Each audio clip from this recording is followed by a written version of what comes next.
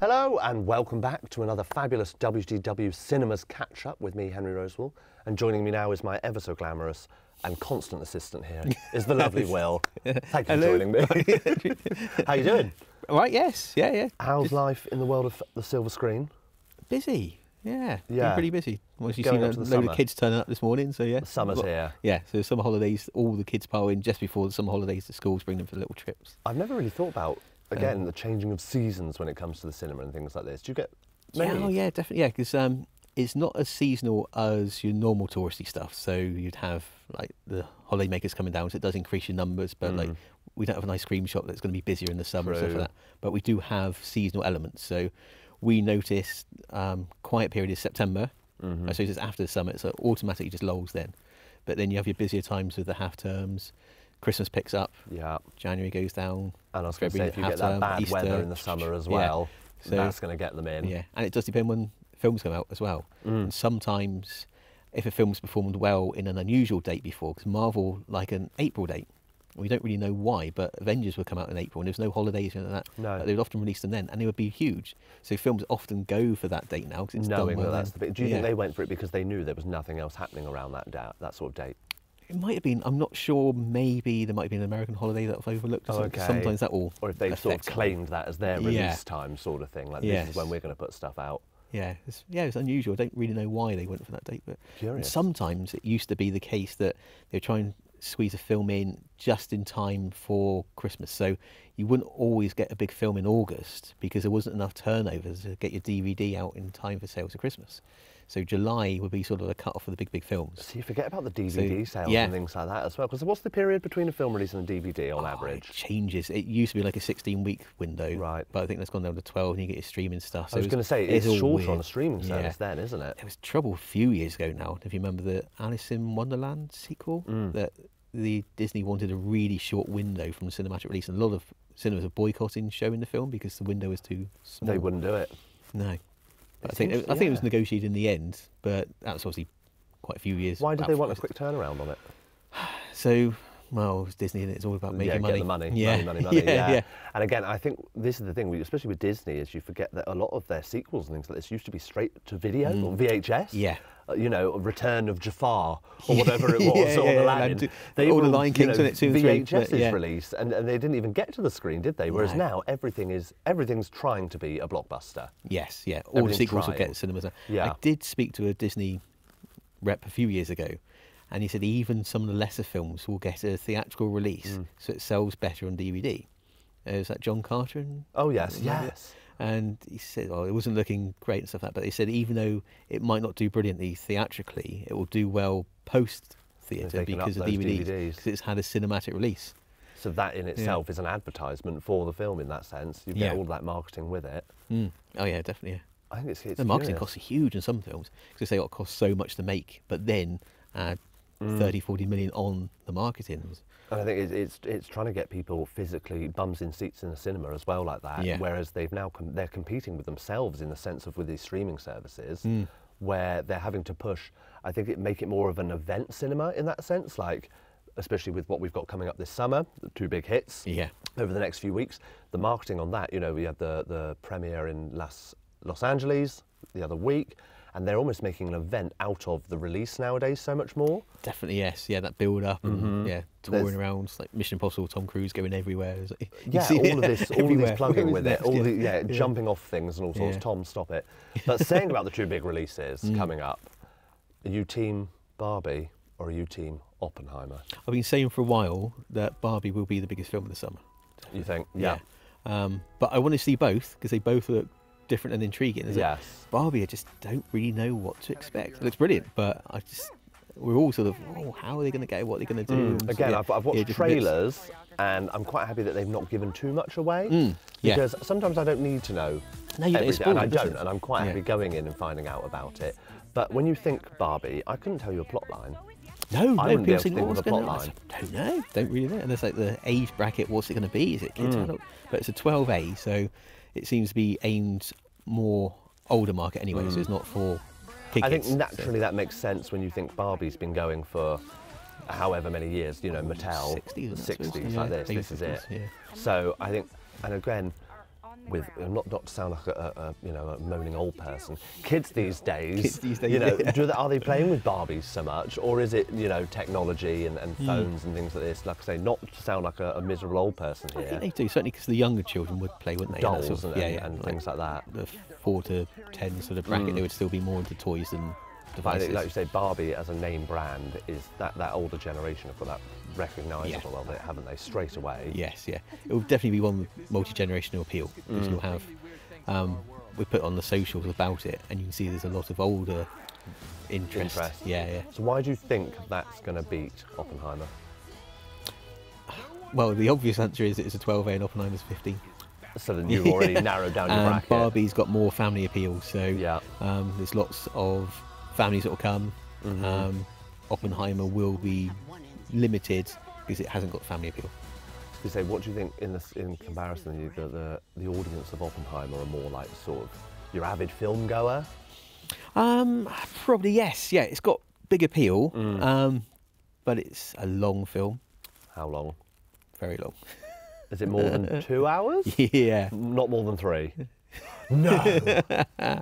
I can't. I don't think not 3.5.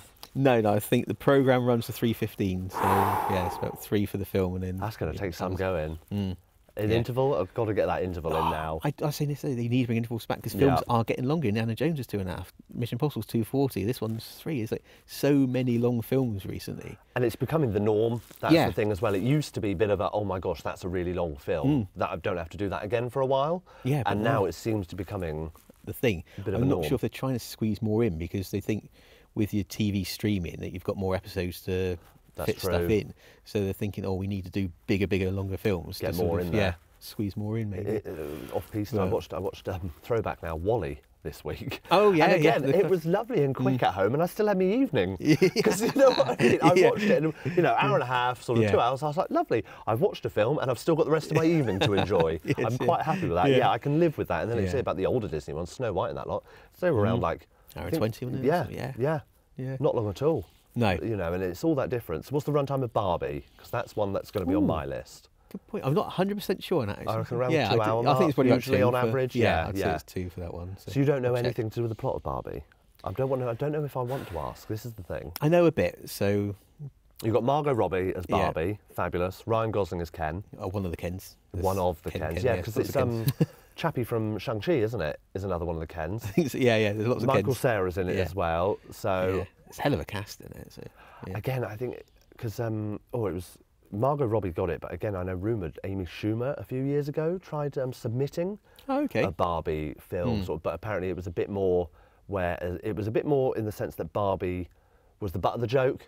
Right. Yes. You know what I mean? Which I think is a bit of an easy route to go down. Yeah, I think this will be more positive all around because Greta Gerwig's directing and she's done Lady Bird and Little Women and stuff. Fabulous. So no, I think it's and that's the way it should be done as well. You don't need to punch down all the time. No. It's that, and again, I think that's what it's probably quite difficult sort of thin line for Barbie to walk on because you've got this doll that's obviously stereotypically slim, white and blonde. Yes. It's all those stereotypes that we've sort of tried to put down over the years about, attractiveness and all that sort of thing. So I think it's a really good way of opening it up in the sense of equality in that sense, that everybody's on that same level. Yeah. And then tell me about Oppenheimer then. I nearly keep saying Oppenheimer as well, and everybody's going to laugh at me. I think it's Oppenheimer. Yeah. So the Manhattan Project, which was in the Second World War, when they had to, they created the atomic bomb. So Oppenheimer was at the centre of it scientifically, and Leslie Groves was the military mind behind it. So they'd created a own town in Los Alamos. That was it. And they brought other scientists in, as Feynman, and worked together. But as they developed this thing, they realised they're creating this whole new power, which in their minds was good because they're going to get ahead of the Nazis in creating this and like all the other Axis powers. But do they actually use it? So their thinking was to create it so no one else created it, but then in creating it, they've now created it for others to They've sort use. of opened the door for that. Yeah, so it shows the creation and the thinking behind it, and the moral dilemmas, and like the families all being placed into this created town. So the emotional strain and everything, plus the whole usage of the bomb itself. Should it even be used?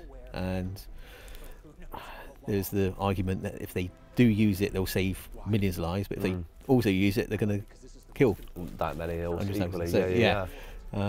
Okay, so it's a bit of a moral one there. Yeah. Because I always find it interesting with films that focus on real life events like that. You kind of already, like, without spoiling it, you kind of already know the ending. Exactly, yeah, it's a tricky one, especially for Christopher Nolan, because he does tend to do a lot more of his own original stuff, like Inception, and that was original, but it's his own stories. There's probably some history buff there on set saying, you know, has to be accurate. You know, this to get it accurate, and with a storyline and plot, I think it's a real sort of difficult line to balance on there. Yeah, because you see in the trailer that you've got Tom Conti turning up as Einstein. And so it's Cillian Murphy, not sure 100% on the pronunciation of his first name. Is it Killian? Or Cillian. I think Killian. I think Irish, Killian sounds Killian. Yeah. Robert Downey Jr.'s in it as well, isn't he? Nice to see him back there. Emily Blunt is like Emily Blunt's wife, and Matt Damon is Groves, the military one. But you just go through the list; it's just endless. Have they taken any artistic liberties at all? Do you think? Or do you think I think it's going to be pretty accurate. Mm. It's had a lot of hype. We've had a poster for it for about a year. It's been a lot behind it, so it's huge. I know the early test screen is that it has shocked the audiences. They've all come out pretty much sort of emotionally. I would feel exactly the same way after 3 hours, after 15 minutes. Yeah. I would feel very drained and emotional. But what's got us all a bit puzzled is it's a 15, and Christopher Nolan has done 15s in the past, and it's his first 15. It's not his first 15, but to go down that route, and you think the context it's going to be, I'm imagining there's going to be some pretty harrowing scenes. I was going to say, because normally under the age restriction, it says why. Does it say why?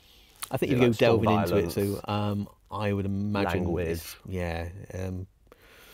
Probably a bit of the language. Yeah. A lot of smoking. That can sometimes boost it up as well. Does that put it up nowadays? Yeah. Because you don't see it out as much. You don't see Doc Cotton and EastEnders puffing on a ciggy anymore, do you? Comedy. My wife liked it. The Smoking Room. Right. I like the sound of it. It's pretty. Yeah, they're just in one room, and it's like they're on a break. It's a staff room, and they're just all smoking in there. It's like a British sitcom. Oh yeah. Dig it out. You'll like it. But that's an 18. There's nothing really in it apart from the fact they smoke. So I'm guessing that's why it's up. And it is when you notice things like that. And then I'm terrible as a smoker and a former smoker. When I watch cigarettes on screen, it's really, again, the continuity. I'm like, oh, they need to flick that ash. Yeah. Or that needs to be put out in a minute. And watching them like that, and it's funny. And again, it's these very little details, isn't it? So it's interesting that it affects the age such as that, especially on a film like Oppenheimer, where this is about a bomb, and that sort of thing. I think Disney have tried to make sure that any film they do doesn't feature smoking anymore, and they did struggle when they done Saving Mr. Banks. Tom Hanks played Disney, and he was renowned. He was a chain smoker, wasn't he? Anything where you do where it's that back in time like that, you're gonna see it. Yeah. Again, it doesn't make it realistic, but it was realistic. Oh, definitely. Yeah. That's the thing. Yeah. And it's interesting to see, and like you say, how it affects. Well, you used to have smoking in the cinema, didn't you? You'd see like the old footage of people in cinemas, and like you can't see the screen. Clouds of smoke coming up in front. And the one that gets me, it's on an airplane. You can't imagine it, can you? You can't exactly open a door or a window. You don't stand a chance. What was the cinema etiquette for smoking? It was just allowed, wasn't it? So you could smoke anywhere. Because speaking of cinema etiquette and smoking, and those that have seen the changes of cinema over the years, what did you get up to last week? What did you celebrate? What did you celebrate last week? Not smoking in the screen, but you've seen that. You've witnessed it live in person. Yes, yeah. That's only one of the changes you've seen because last... No, smoking stopped before I was... Oh, really? Yeah, I haven't been working that long. Oh! Cheeky monkey. When did smoking in the screen stop? I don't was know that when the band came in? When the band came in, when they banged the gong to start the film. Oh, I'm sorry. I don't know when it stopped, actually. You could still smoke in, when I started, the foyer area, but not in the screens. Oh, so like the public area like that on the front? Yeah. Like there's a little bar area and stuff like that, and then that sort of got phased out with the smoking ban. But I'll have to have a look. I'll get back to you on that. Next time, that's one of the changes. We'll have a look. Yes. Because speaking of which, what did you celebrate last week? It was a long service award. So the veteran. A veteran. The Veterans Award. Yeah, got a little medal to wear. Mr. WTW came down. Yes, longest serving. Yeah. So a few of us long servers were taken out for a meal down the Pandora Inn. Lovely. And then we went back to the Plaza in Truro and had cake and a bit of a celebration there. So because the Plaza itself was celebrating its 25th year under WTW ownership. Oh, I see. So it was a cinema previous, but then it was closed down for a while, and then we took it over, revamped it, done it up, and that's been 25 years for them. What's WTW stand for? William Thomas Williams. There you go. Yes. I didn't know that. No, you do now. I do now. Yes, yeah. I do now. Oh, I thought you could get your name in there, Will. You're ready to get in there. You're like, hang on a minute. Yeah, I'm already in there. Thank you very much. Quite happy with that. So that's Barbie and Oppenheimer. They're going to be your big ones. And obviously, like you say, I think what's interesting, you said you had the poster for like a year.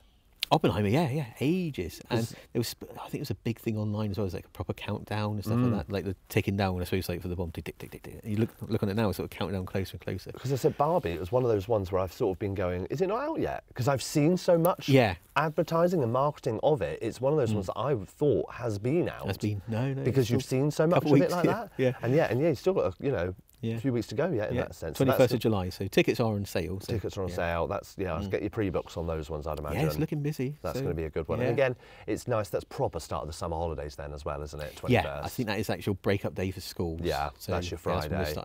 And Oppenheimer's literally on that same day. Both the same day, yeah. That's very clever. Very clever. I think it's very clever. I think it's all part of the game plan. Do you think they're thinking that, because we were saying, like, Barbie's got more of the family appeal, they're going to go for that one, and Oppenheimer might be more...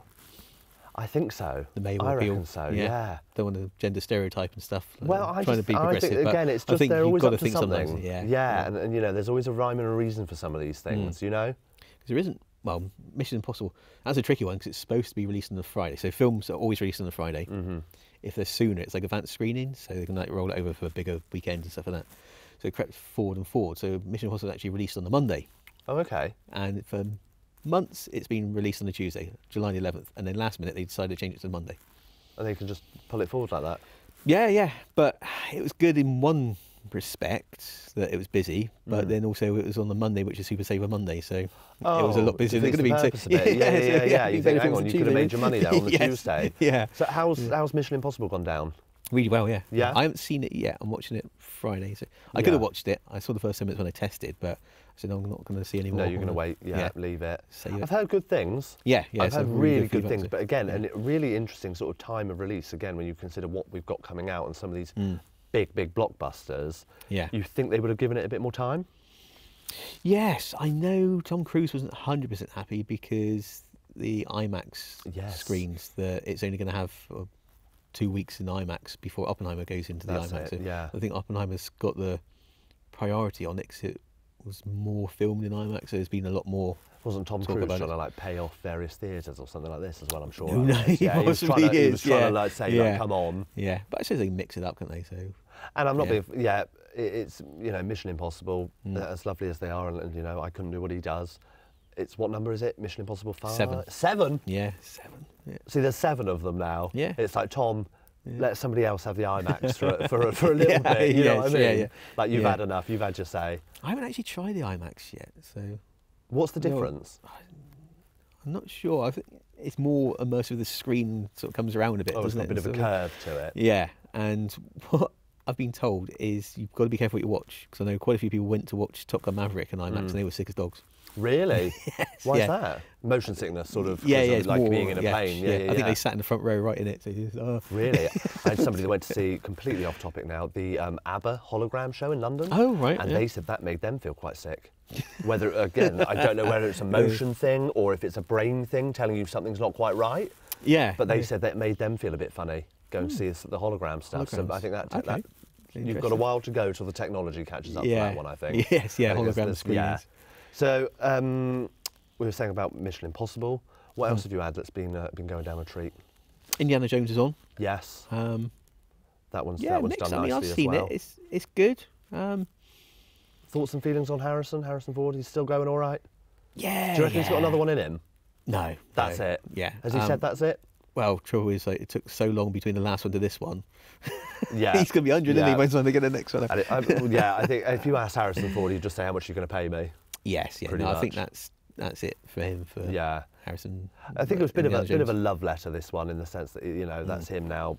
Like you said, it was so long in between it. Yeah. He's probably thinking, right, I'll do it, but Yeah, that that it. is going to be the end of it for me. So we didn't think he was going to do Crystal Skull because it was the first 3, and there was a big gap for that one.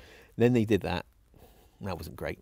No. So I think that's why they've sort of gone back with this to sort of like try and Just right those wrongs a little get bit. a bit in there. Yeah. And again, I think it sort of ties it off nicely for Harrison Ford, because you know for a fact Disney will probably bring it back in some way, shape or form in the future. There'll be a spin-off. There'll be They'll do a TV show, won't they? There'll be a series. There'll be something there. You know, that franchise isn't just going to stop there. Whereas I think for Harrison Ford, it's a nice way of him saying, well, for me, I'm now getting off the bus. I'm getting off the Indiana Jones bus. I think the thinking was that the last one with Shia LaBeouf as his son, they were hoping that was going to be sort of a spin-off. Oh, and sort of have Shia LaBeouf come in and take the mantle. But they probably should have chosen a better actor than Shia LaBeouf to do that. So. I like Shia LaBeouf. Well, you're in the minority on that one. Really? Oh, he's great as Cody Maverick, the penguin in Surf's Up, Will. I don't know what you're talking about. And let's not forget Transformers and Holes, Disney's Holes. That's a great film. Yeah. Come on, there's a back catalogue here. Back catalogue. All good stuff. Yeah. I'm trying to think what else you've got coming up in that sense, because like I say, everything sort of feels eclipsed by the 2 main releases coming out. Barbie and Oppenheimer, that's all your fixation, isn't it? So, right, which one are you going to watch first then? Barbie. Yeah, you're not going to watch Oppenheimer, it's too long. Again, if I could get you to press pause halfway through. Okay, I was put my just thinking hand that, up in the cinema and go, right, that's enough, and I think everybody will agree with me. I'll do a vote. Yeah, well, that should be the question. Should we have intermissions again? And I think we should, because you think back, Titanic had an intermission, and then we had the re-release again this year. I don't know when that's been, but there was the 3D re-release, and there was no intermission. It felt a bit odd, and it was. Did they do an intermission with the re-release? No, it runs continuous now. The reason we had to have intermissions is because it was on 35mm print, and you could only have a certain amount of time. So you genuinely had to change the reel. Yeah, so whereas now, because it's all digital, we don't need to change the reel, so there's no need for the intermission. But I think people would like one. But you sort of think from a storytelling perspective, in the sense of they would have to think of when to put an interval in, and they would have to time it right. And again, it's not the same as a half-hour episode of telly, is it? Where you can just go, right, that's where your adverts are going. Yeah. Especially a film like Oppenheimer, you're fully immersed. You're not going to want to be taken out of that, are you? No, so I think that is the thinking of not having the intermissions, but is that you've dived in like that. Yeah, but in 3 hours you're going to want to go toilet. I was going to say that's when natural natural occurrences start to happen. People eating and the amount they drink as well. Yeah, consuming it is going to sort of genuinely going to naturally need to go to the loo at some point about it. Yes, yeah, again, and I think there's nothing wrong with the interval, but again, to me it depends on the film, on the themes of the film and things like this, and how sort of in depth it is at that time. I always remember Titanic interval, spot on, because we had to do it so many times because the ice cream sales and stuff, and it was just after the steamy windows cast. That was okay. Yeah, again, I could see that. Something to talk about during the interval. Yeah, and it's just before it all sort of kicks off. That's when it happens. So, How long were the intervals back then? I think about 15 minutes. Again, that's all you need, isn't it? Have a toilet break. Yeah. Have a refill of anything you need. Yeah, because we'd all pile into the screens with ice cream. And you go to watch any live performance. So when you're showing live performances, they have intervals. Yeah. They do have intervals. Most do. Occasionally they don't, but that's normally when you've got like a play that might be like a one-person show. Right. So we had just power through. The Fleabag one recently, and that was straight through because it's just her on stage. She just powered through. Yeah. But, so what do you see on screen if you're at one of the live theatre ones and it's the interval? So depends where it is. It's the Royal Opera House. We do quite a lot of the ballets and the operas, and that will just show the audience there. That's so. Camera comes back. Yeah. You've got the stage there with the curtains across and the people. And just a wide of the room like that. Yeah, but what I noticed in the last couple in the Opera House, that loads of people are still wearing face masks in there. Really? I thought it was odd. So I don't know if it's still a condition to go to the Opera House that you have to wear a face mask. Not obviously when you're sat down, but when they're up moving around. Yeah, are they actual opera houses as well? Is that not just it's Covent Garden? It's the Royal so it is an Opera Opera House. So you do wonder if that's part of the rules and regs. Because I've been to a few things and I've not had to. No, I thought it was all done and dusted, but there was a lot. It wasn't, because you might see the odd person with it now, but it was loads of the audience. Noticeably. Yeah. That's curious, because again, automatically you would have gone to think, oh, perhaps it's a group of people that are shielding, perhaps an older generation or something like that. Yeah. But things are all dressed up because they go to the opera, so it is a whole thing to dress up a bit more, going to the operas and ballets. I said I want some of those glasses that you can hold up with a little stick like that. Yeah. That's what I want. I want to feel proper classy like that. So you think they're all dressed up, and then they put the mask on. It's just because you don't have to anymore. It's odd, unless you still have to. And then you notice it. So how if you're watching the live performance here, you're watching one of your live theatre performances or opera performances, how much of the audience do you see? Not when the production's Not when it's actually on. They punch they in go nicely. to like the wide shot when it's the interval. When it's on, it's right on the stage, and you will have like occasional close up and stuff like that in different angles. So, because I see you've got Oklahoma with Hugh Grant. Not Hugh Grant, sorry, Hugh Grant. Hugh Jackman. Hugh Grant. That reminds me. Have you seen the Wonka trailer? Have you seen it? Yeah. Thoughts and feelings? I think it looks good. I'm quite looking forward to it, but I'm just not sure about Hugh Grant. Honestly, that's the bit that sold me on it. You were well over that. So, I think Hugh Grant's got to that stage in his career where you can see he's doing what he wants to do. Yeah. He's so picking good. He's the ones brilliant. he wants to do. And I mean, again, if anything, actually, this trailer has sold me more on the film. Because to start with, I was very much in the camp of, we don't need it. Yeah. It's a bit pointless. It's a bit difficult because, again, the Oompa Loompa side of things, you get into a few dodgy sort of themes there in the sense of he's taking these little men away from their home and putting them to work in a chocolate factory. Yeah. And, there's a few ethical questions there. Yes. But watching the trailer, Timothée Chalamet, I'm not sold yet. No, I wasn't sure when he said about him, Cass, but looking in the trailer, I thought he was good. I think he looks the part. Yeah. I just think they Certainly need a bit more of a weirdo. In line, I think he could be a bit odd at You times. think? Yeah. I reckon so. He's more in line with the Johnny Depp one, definitely. Oh, So yeah, that's what they're absolutely. going I for, don't think so anybody would touch Gene Wilder's one like that. No. I don't think you can touch it's a bit that different. level. But yeah, he's certainly a good one for the Johnny Depp, and I think that's the one they're sort of spinning off. And then, a couple like of you musical say, numbers. And Hugh Grant as the Oompa Loompa. Or as he refers to them, Oompa Lumpers. That's how he says it, Oompa Loompa. He has to have his own way on it. And watching, like, again, I thought, oh, God, am I going to see the CGI? What's it going to look like here?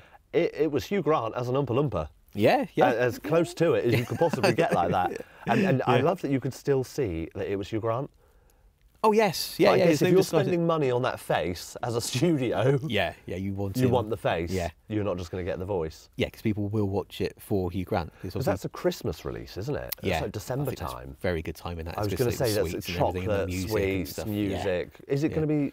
And the Paddington director's doing it, so it's got those sort of elements and that strong British cast as well. It's not a musical, though, is it?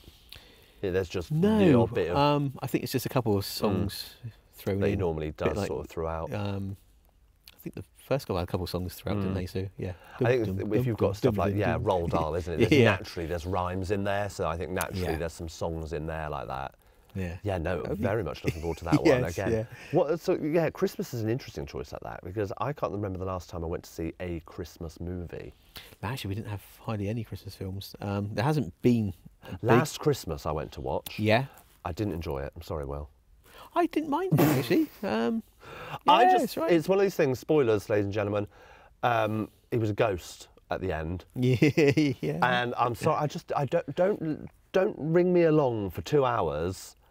And then do the whole, it was a dream, or he was a ghost right at the end. You know what I mean? It's all a bit convenient for me. Yeah, I can see.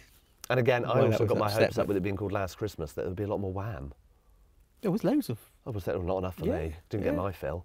Didn't get your fill. Have you seen that documentary, Netflix, the Wham one? No. It's brilliant. Oh, I do need, because it was the anniversary this year, wasn't it, as well? It's his 60th, isn't that it? Was George it? Michael. Yes, yeah.